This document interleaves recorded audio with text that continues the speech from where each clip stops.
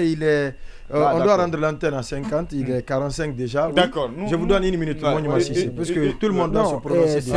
Vous savez, le sujet il est très important parce qu'il y a plusieurs sujets. Il y a plusieurs pans. Vous avez parlé tout à l'heure de la déclaration de RPG Arc-en-Ciel qui invite le procureur à ouvrir une information judiciaire contre l'empereur des poursuites, contre l'ancien empereur des poursuites, le patron des injonctions, M. Charles et son bienfaiteur pour corruption, pour des accusations de corruption. Voilà, parce qu'il estime que le fait que Charles est un ministre de la Justice, selon ce qui a été dit dans la déclaration écrite par le RPG, le fait pour un ministre de la République d'accepter les faveurs d'un homme d'affaires en soi est problématique. Une semaine avant qu'il y ait des solutions, il parle aussi du cas de Maca.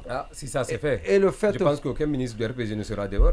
Tout le monde sera en prison. Ah, mais bien sûr. Alors, donc, je pense qu'il faut modérer parfois les règlements comme ça. Non, puisque c'est le cas là dont on parle. Si on agit comme ça, aucun ministre ne sera dehors. Ils seront tous aucun ministre de la Guinée de 58. Sauf ceux qui n'ont pas eu la possibilité d'avoir des faveurs.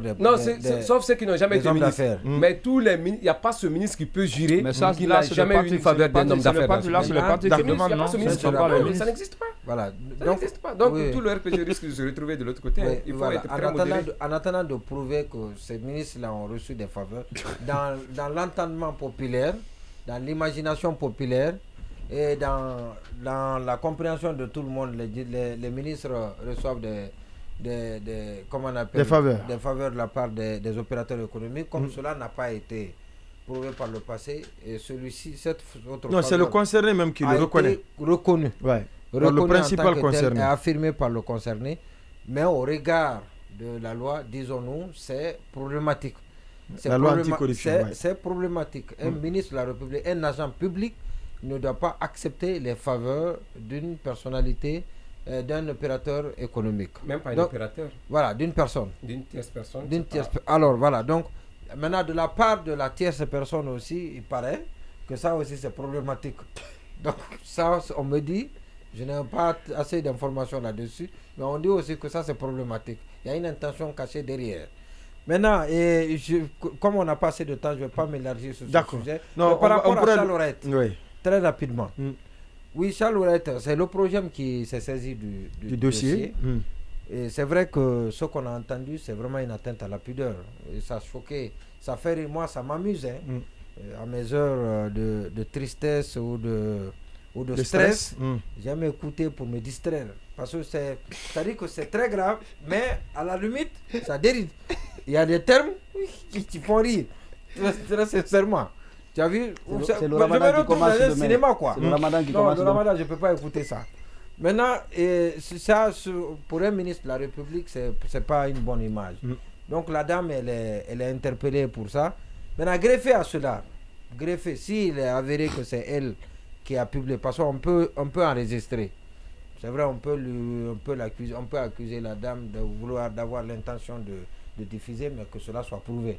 On peut accuser, on apprend que la dame faisait du chantage à Charles, mais sans véritablement publier la vidéo. Qui a publié la vidéo?